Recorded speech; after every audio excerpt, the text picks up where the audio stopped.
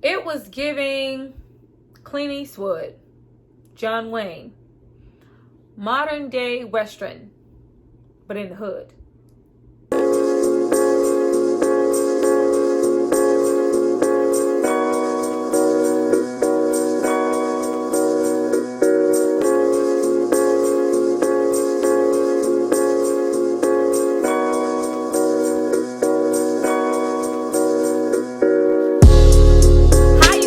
Back to my channel. It's Tyra here with another struggle review, here to discuss Concrete Cowboy, available right now on Netflix.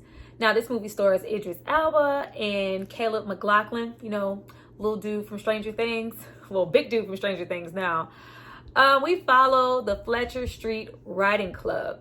This is a real thing. This is based on a real book called Ghetto Cowboy.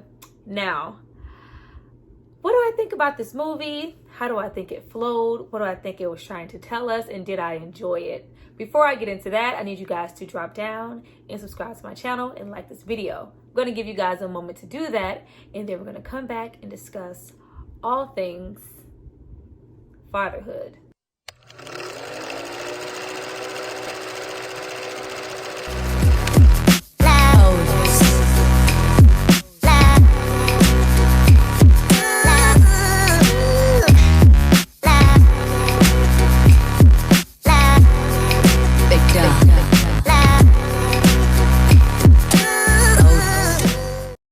Now that you guys have hopefully subscribed to see more of me, let's get into this movie.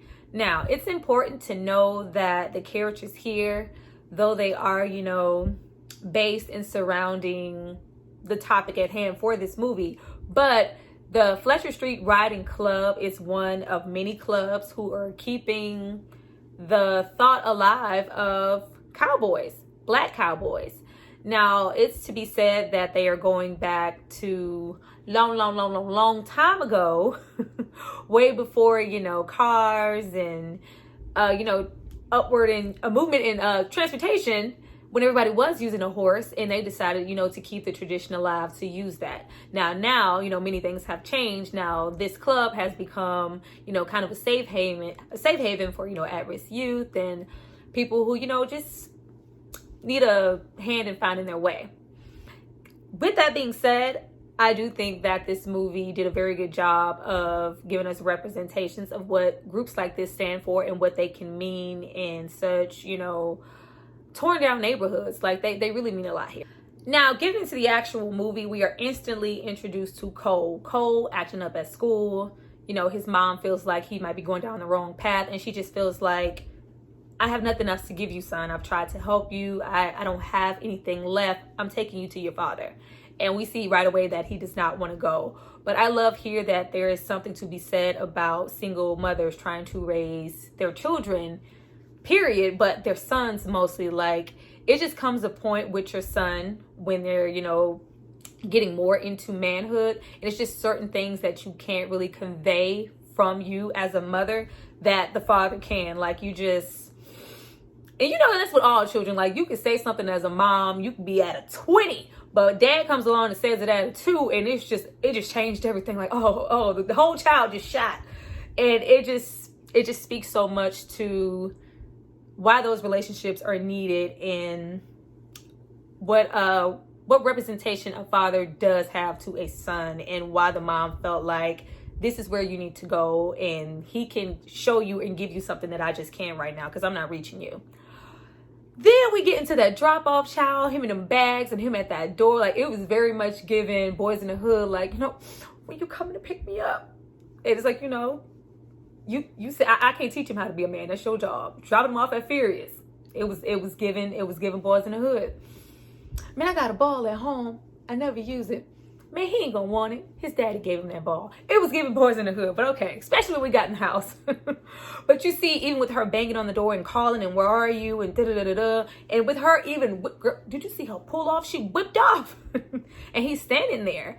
And, you know, we get a neighborhood, you know, friend, you know, that lady that's always on the porch to tell him, you know, your dad's here. You see the disconnect instantly as soon as the movie comes on, because it's like, dude, I called you. I told you your son's here. You ain't even budged. You still sitting here like there was no urgency for him to get there. And when he does get there, it's just so like, you knew I was coming, right? Not only did you know I was coming, there's not a place for me to sleep.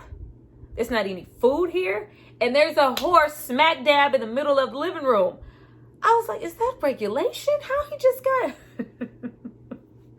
You see instantly the disconnect between father and son. And it's just like, he has barely even put his bags down. And he's just instantly like, I'm leaving in the morning. I'm getting out of here. He can't even focus.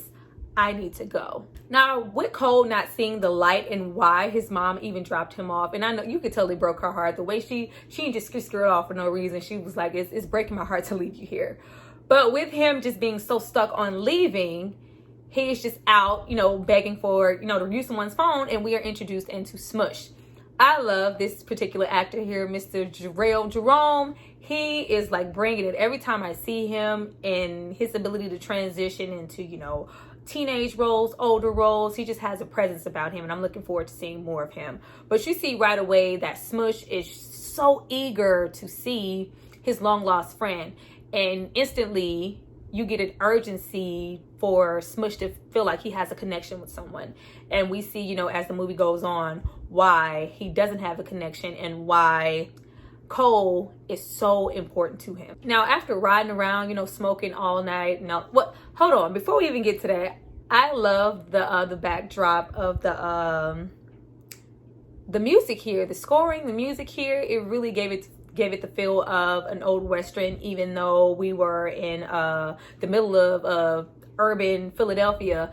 The setting here and the way things were utilized really made this feel like an old Western. But after, riding around with Smush all night, and his dad, like, if this is what you're going to be about, because I know what Smush does and the type of stuff that he's into. As you see, with them hanging out, he's kind of like being a stick-up kid. And he's like, if you're going to do that, you can't live here. And you see how bad that the son just doesn't want to be there with his dad. But even though the dad didn't, like, you didn't even accommodate me to be here. What is so welcoming about this space? Who would want to be here? But it's like, if you don't want to live here, fine, go somewhere else. And you see him go from house to house and nobody lets him in. And it's just like, he ends up sleeping in a stable, and he comes face to face with the horse. And that's when we are introduced to Boo the horse, who, sizes him up and doesn't attack. And then that's where we get into them having some type of connection there. And also get into, the neighbor, Miss Lorraine Toussaint, giving her 5. She's always in something, being somebody's, mama. She has a lot of presence on screen too. I love her. But she lets him know, you either work in the stables or I can do this. Like, you're not getting any free rides here. You have to do something to be somewhere. If you want to abide by your dad's rules, I have rules too, at which he, goes home and tells his dad, working on a saddle in the middle of the damn, like, man, get some food, get a TV, get something, man, get something. But he tells him, I'll, take care of the horses and whatever else you want me to do. Yeah. He's like, yeah, all right. So even though he said he would stay away from Smush, we do see that he is still, hanging out with him, kind of, being a lookout. And I'm like, do you know what you're participating in? You're participating in a crime. But you see that Smush isn't really asking him to, engage too much. He just wants him there. You see that Smush is a very lonely child and that he does not have anybody. But once we get, more into him working in the stable and him seeing, kind of, because, we had got some new Jordans. We got some fresh ass white Jordans. And we go, think we about to be cute. No, we shoveling shit. And that's when, a lot of the comedic points happen in the film, and you get into the man, kind of taunting and picking on him. And, and we get into the young man in the wheelchair. I knew instantly when I saw him that he was not a trained actor, but he had such a presence on screen. I knew that he was either really close to what was going on, or he was a real Fletcher Street writer. And he was, once we found out towards the end of the film. But Pete, he picks and pawns at him and, gives him encouragement.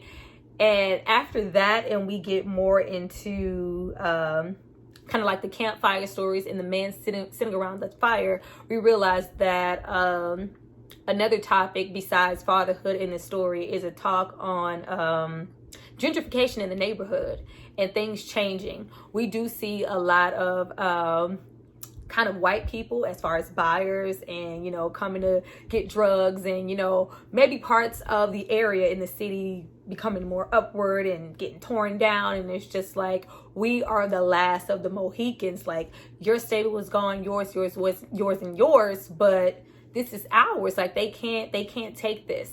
And it's at that point that we get an appearance from, girl, did y'all see how Method Man was rolling up looking all good? Wu-Tang. I was like, oh, it's Method Man. I was all too excited with my happy ass.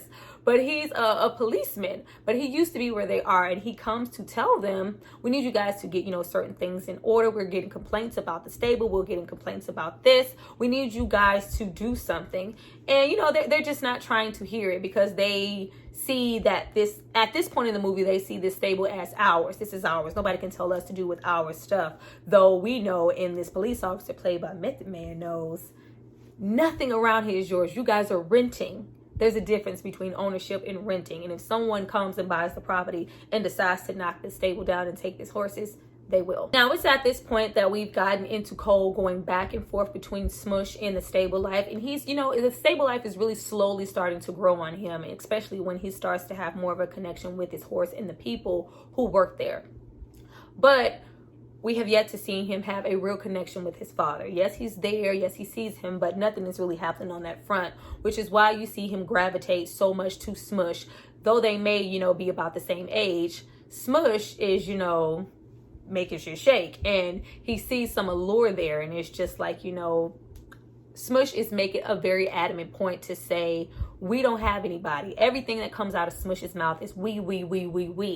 This is ours. We, don't you believe? Like, Smush wants a family so bad that he's going out of his way to kind of tell Cole that you don't have anybody. This is what's going to happen. These people mean you no good. There's nothing for you there. The best thing for you is to roll with me. But Smush is doing it partly selfishly, because he doesn't have anybody. He has nowhere to go, and there's no one to roll with him. There is no father figure in his life. But Cole doesn't see it that way, and he just sees a friend who has some things that he doesn't, who's able to afford things, you know, take him to parties and hang out, talk to drug lords who clearly see, like, you just gonna go back to the party after this man has told you, I see your shoes. Somebody told me, you know, they seen you with some customers, or, you know, do you know anything about that? No, what you talking about? What? And he just went back to dancing. Like, yeah, you see at that point how naive Smush is to the reality of what's going on. You can't go and, you know, stick up clientele and, you know, bother people on corners and not expect any repercussions. There are real repercussions for the things that you're doing. And, you know, no, we ain't listening. We got this whole lion and rabbit method. Stupid. Now, with us continuing to go, you know, back and forth between, you know, Cole's like double life, and we see him spend more time with Pete, and he asks him the question that we also want to know, you know, how did you end up in that wheelchair? And you see the kind of character that he is, because he goes out of his way, you know, to take care of a horse and do these things at the stable, even though he can't actually ride a horse anymore. At which he informs him that him and his brother who died, they were, you know, in an incident to where he was shot and it, you know, severed his spine, and now he has to spend the rest of his life in that chair. And I like what was to be said about the Starbucks situation. It's like, you know, we were going back and forth fighting over a corner that's now a Starbucks. Like, we were fighting over something that never belonged to us in the first place, that someone else came along and took, and it's a damn Starbucks now. We were fighting over nothing. People are out here fighting over nothing, and they are losing their lives. Loved it. Now, we had not at this point, like, we're almost you know, halfway through the film, and we did not see any initial connections between Cole and his dad at this point.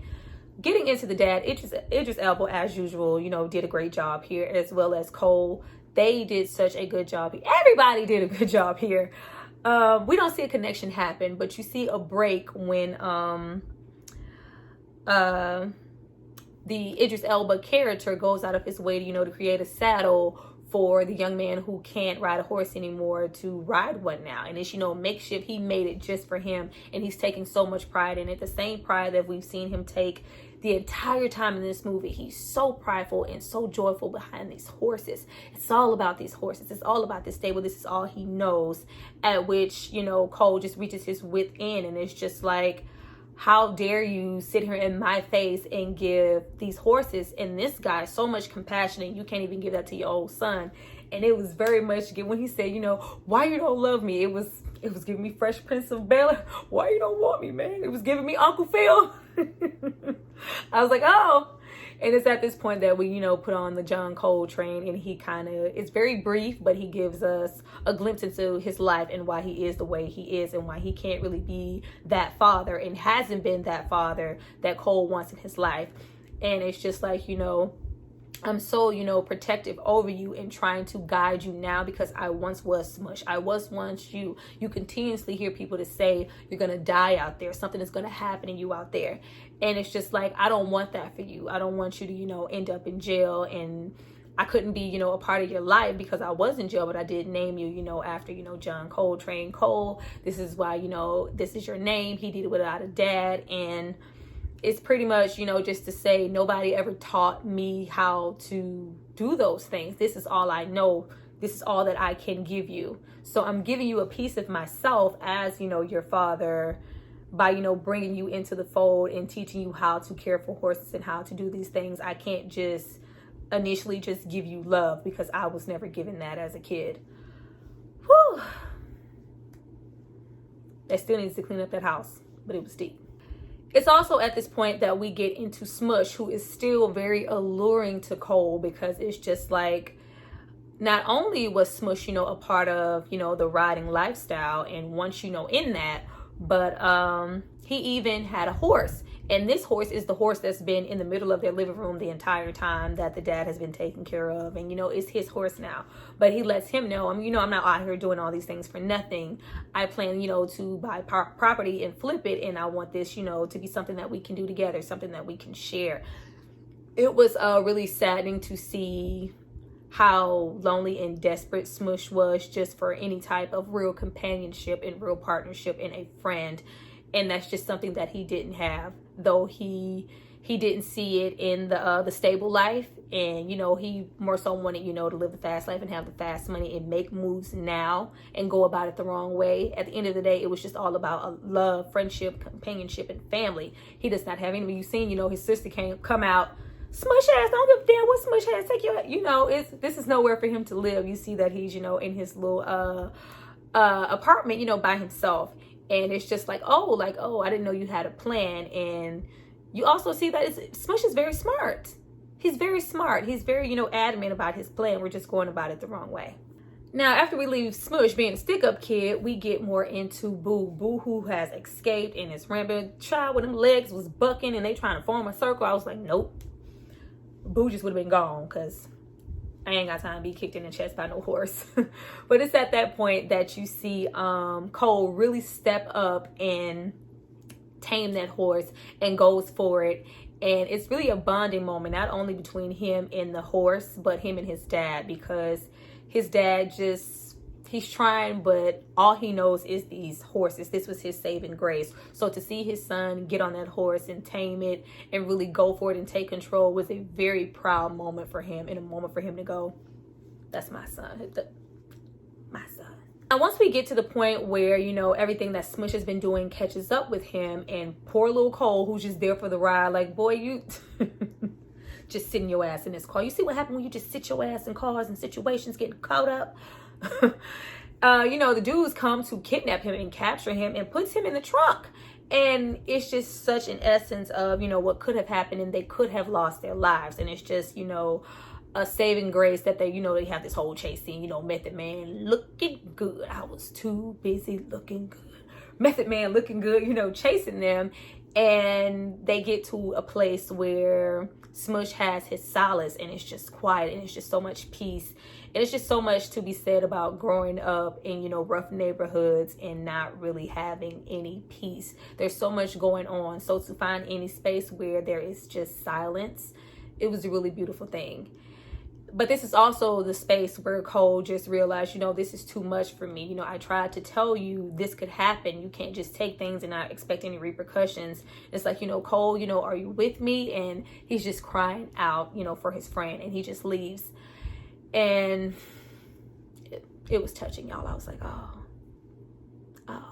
So after we get into Cole and, you know, his little romanticized situation with little girl on the horse, she was so cute. Another real Fletcher Street rider. I love all the real elements here. Made the film really genuine. A lot of things here made the film really genuine. All the actors, especially outside of the people that we know, like Cole's mother, and just the look of the field, the gritty look, like everybody looked hot as fuck. Everything looked really authentic here. I love the way it was shot. But after we get into that and him having a conversation, you know, with Method Man about, you know, growing, because it's like, nigga, I know it was you running for me. Them having a conversation, you know, at the racetrack to go, you know, this is how, you know, people are making their money now. You don't have, you know, be in a rush to grow up so quickly. You know, think about what you're doing. You're not making smart decisions. But after he's beginning to settle and find his way as far as what these horses really mean to him, they are snatched from him as well as everyone else. And it's really saddening for them to, you know, see something that they take so much pride in and loving these horses and taking care of them and, you know, being in this stable and training them. These horses are a family member that, you know, animal control comes along and not only takes them, but, you know, they shut down the stables. And Cole is just like, you know, he was right. None of this is ours. None of this is going anywhere. How are you going to help me as a father? And you can't even maintain, you know, a job and keeping your horses. I thought you weren't in the control of anything. You lied to me. And that's when we have a real break in the story because he, you know, basically picks his sides and sides with Smush, and instantly Smush is shot and his, you know, his world is shattered and everything becomes really real for him as far as, you know, how short life is, and it's no such thing as easy or quick. It's better, you know, to, you know, prep and grow and take your time and make smart choices rather than, you know, try to get fast money to get you somewhere quickly. R.I.P. Smush. Now, with them looking for him, I love, you really see because you know, the dad just had to be nonchalant. Like, he doesn't know how to show that affection. But once he realized that, you know, Smush has been shot and he's looking for his son, there's so much passion for him looking for him. And I love the symbolic way he found him, you know, in that stable. And with him only, you know, genuinely knowing how to show his love through horses and his passion for those horses. So for him to clean him up in the stable and change his shirt and, you know, hug him in that stable as if he was a horse, I thought that was really beautiful. And they decide, you know, to, you know, since the horses have been taken by, you know, animal control, to go and, you know, let Smush go out the right way. Yes, he will be buried, but we have, you know, this ceremonial thing that we, you know, we're going to attach his boots to the horse and, you know, send him off the right way. But we need the horses to do that. And then that's when they become, you know, whole ass horse bandits. It got real. It got real that for a second, and they go and, you know, and rescue these horses, and it's great. And you even see, you know, Method Man's passion because he has a hand in that and helping them, and it's really good. And you see their relationship get really strong through that, and them really send Smush off the right way and really have a profound look at what that stable and those horses really, really mean to them. Like, it's not all about the stable. It's not all about the horses. We are who we are without the stable, without, you know, the property, the land. We can still maintain, even though, you know, the clubs and different stables have all, you know, ceased as of now. We are still who we are. And we even have that grand moment of Cole finally, you know, standing up on a horse. Awesome. We end the movie with Cole's mother finally coming back, and I love that that moment with it was a very brief moment with Idris Elba and, you know, Cole's mom to go, you know, it's not about us, it's not about what happened in the past or whatever. Thank you for helping me with my son, and thank you for, you know, dropping him off. It was a very unspoken, solid moment, and I loved it. But you just see a bond happen there, and you can tell, you know, you're ready to look forward to, you know, things growing with them in their relationship. I really like the movie. Well, you guys, that was my review for Concrete Cowboy. I really did enjoy the movie.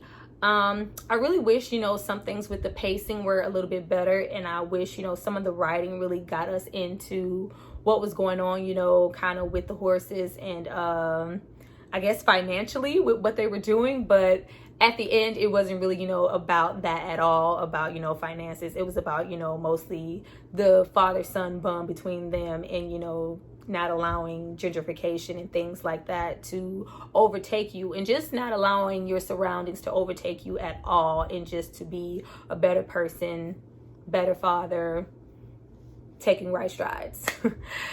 Please drop down and tell me what you guys thought about this film. Did you enjoy it as much as I did? Did you understand it? Did you get it? Let's get the conversation going. I'll see you guys next time. Bye.